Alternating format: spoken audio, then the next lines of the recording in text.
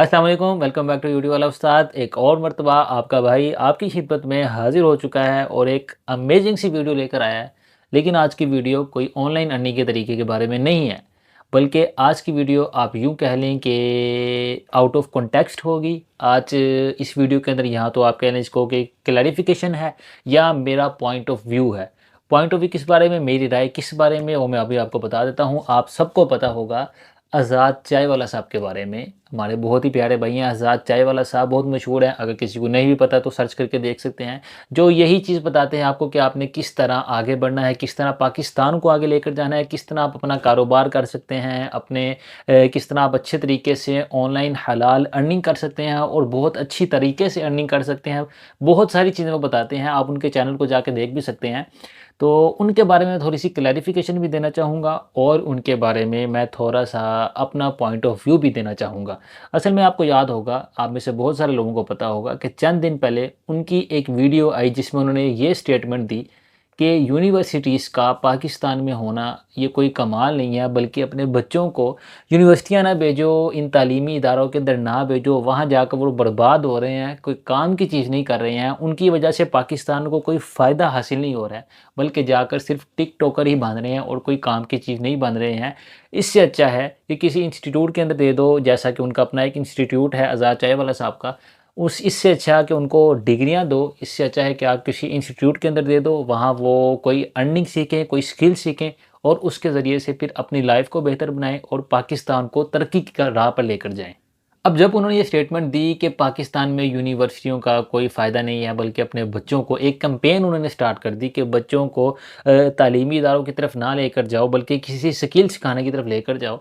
तो बहुत सारे लोग उनके ख़िलाफ़ हो चुके हैं और उनके ख़िलाफ़ प्रोपेगेंडा कर रहे हैं कि ये बंदा है जो सिर्फ़ हमें चूने लगा रहा है, हमारी आवाम को बेवकूफ़ बना रहा है, पागल बना रहा है। ये ऑनलाइन अर्निंग के नाम पर लोगों को बुद्धू बना रहा है, बेवकूफ़ बना रहा है और अपना कारोबार चमकाई जा रहा है, अपने व्यूज़ ले जा रहा है और खुद पैसे कमाई जा रहा है, लेकिन पाकिस्तानियों को जो असल राह है, तालीम की राह, उसे हटाई जा रहा है। देखिए, आज़ाद चाय वाला साहब ने किस वजह से ये बात कही, मैं तो नहीं जानता किस वजह से उन्होंने बात की है, क्योंकि मेरा उनसे पर्सनल तो कोई ताल्लुक़ है नहीं। लेकिन मैं इतना ज़रूर कहूँगा, इस बारे में मैं अपनी राय का इज़हार ज़रूर करना चाहूँगा कि बेशक जो उन्होंने कहा है ना, उसमें बहुत हद तक सच्चाई है। बहुत हद तक ये बात दुरुस्त है कि हमारे तालीमी इदारों ने हमें कोई भी काम की चीज़ नहीं बनाया, हमें कोई फ़ायदा नहीं दोया। आपके सामने आप खुद देख लें, पाकिस्तान के अंदर कितने लोग हैं जिन्होंने बड़े-बड़ी कोई डिग्रियाँ हासिल करके तो बड़े-बड़े ओहदों के ऊपर पहुँचे हों। ज़्यादातर क्या चलता है, सिफ़ारिश चल जाती है या आपके पैसे चल जाते हैं। जो लोग पहले से ही बड़े ओहदों में बैठे हुए हैं, वो हटने से पहले, रिटायर होने से पहले अपने किसी बच्चे को, अपनी औलाद में से किसी को लगा देते हैं और फिर पूरी ज़िंदगी बैठकर खाते रहते हैं। सारा कुछ मौरूसी हो रहा है, इसको कहते हैं विरासत वाला, यानी सारे अपने बच्चों के अंदर दिए जा रहे हैं, अपनी ही नस्ल के अंदर सारे ओहदे चल रहे हैं, दूसरों को आने नहीं दे रहे हैं।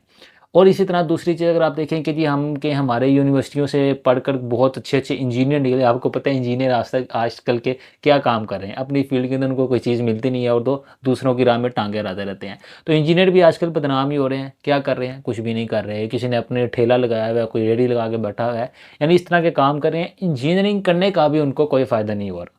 हालाँकि हमें तो ये चाहिए था कि इतने सालों से हम यूनिवर्सिटियाँ इतनी बड़ी-बड़ी बनाकर बैठे हैं, इतना-इतना बजट इनको देते हैं। रिज़ल्ट्स क्या आए हैं? कोई भी नहीं हमारे सामने। आज तो कोई टेक्नोलॉजी, कोई ऐसी चीज़ है जो हमने इजाद की और हमने कहा हो कि ये देखें जी, हमारी यूनिवर्सिटियों से इंजीनियर निकला और उसने एक नई टेक्नोलॉजी की एक नई चीज़ इजाद की। क्या इजाद की हमने आज तक? जो बेचारा कोई थोड़ी बहुत मेहनत करके कुछ करना भी चाहता है, उसको भी हम गैप करवा देते हैं और बड़े-बड़े बिज़नेसमैनों को ख़तरा हो जाता है कि अगर इसने ये चीज़ इजाद कर ली तो हमारे कारोबार ठप हो जाएँगे, उसको गैप करा देते हैं।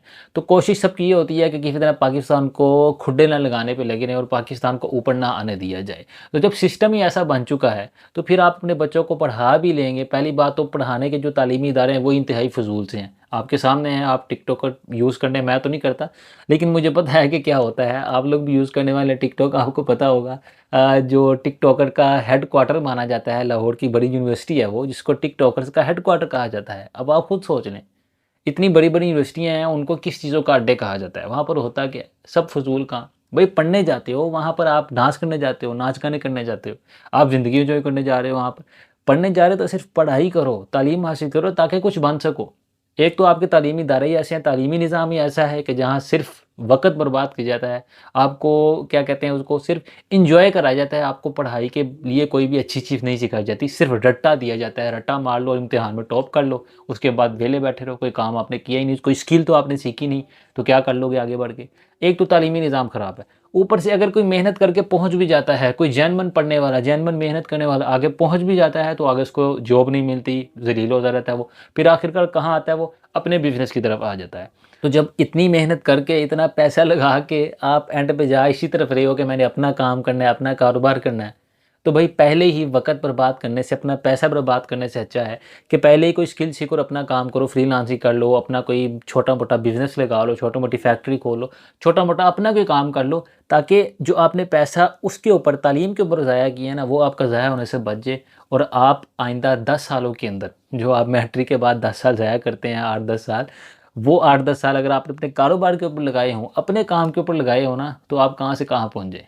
तो ये मैं एजाज़ चायवाला साहब की जो स्टेटमेंट थी उसके ऊपर अपनी क्लैरिफिकेशन भी क्या है और अपना पॉइंट ऑफ व्यू भी रखना चाहता हूँ कि काफ़ी हद तक, बल्कि आप कह लें 95% उन्होंने बात ठीक ही कही है। और जितने भी लोग हैं उनको पता है कि बात सच कर गया वो, बस उनको मिर्चें लगती हैं कि हमारा जो मज़े करने के मौके थे, यूनिवर्सिटी में जाते थे हम, टाइम ज़ाया करने के लिए, पैसा ज़ाया करने के लिए, हमारे जो मज़े होते थे वो ज़ाया हो जाएंगे अगर हम यूनिवर्सिटी नहीं भेजेंगे अपने बच्चों को। तो उनको इस चीज़ का खतरा है, इसलिए बस वो मुखालिफ हो गए हैं, एजाज़ चायवाला साहब के खिलाफ हो गए हैं। वरना इसमें कोई शक नहीं है, उनको भी पता है कि बात वो ठीक कर रहा है, हमारे यहाँ पर कोई तालीमी निज़ाम बेहतर नहीं है, इससे अच्छा है कि कोई और स्किल सिखा लो। अब आज़ाद चायवाला साहब ने इतनी बड़ी बात तो कह दी, लेकिन इसके जो रिज़ल्ट्स थे वो भी आने थे, ज़ाहिर-सी बात है। अब लोगों ने क्या कर दिया कि उनके खिलाफ प्रोपेगेंडा करना शुरू कर दिया और उनको किसी तरह कोशिश कर रहे हैं कि किसी तरह इसको फँसा दें ताकि इसके फैन्स और इसके जो फॉलोअर्स हैं ना, वो इसको बुरा-भला कहना शुरू कर दें।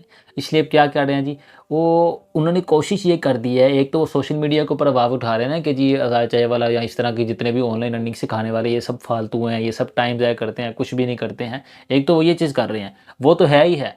उसके अलावा उन्होंने ये प्लान भी बना लिया है कि आज़ाद चायवाला साहब का जो इंस्टीट्यूट है, उसके अंदर प्लानिंग करके प्री प्लान्ड स्क्रिप्टेड अपने कोई बंदे भेजेंगे, उनके वहाँ पर एडमिशन करवाएँगे, वहाँ कोई वो हैरेसमेंट का कोई केस डालेंगे कि इसके इंस्टीट्यूट के अंदर ये काम होते हैं और उसके बाद उनके ऊपर इल्ज़ाम लगाकर उनके इंस्टीट्यूट को बंद करवाएँगे और उनको सलाखों के पीछे देखना चाहते हैं ये लोग।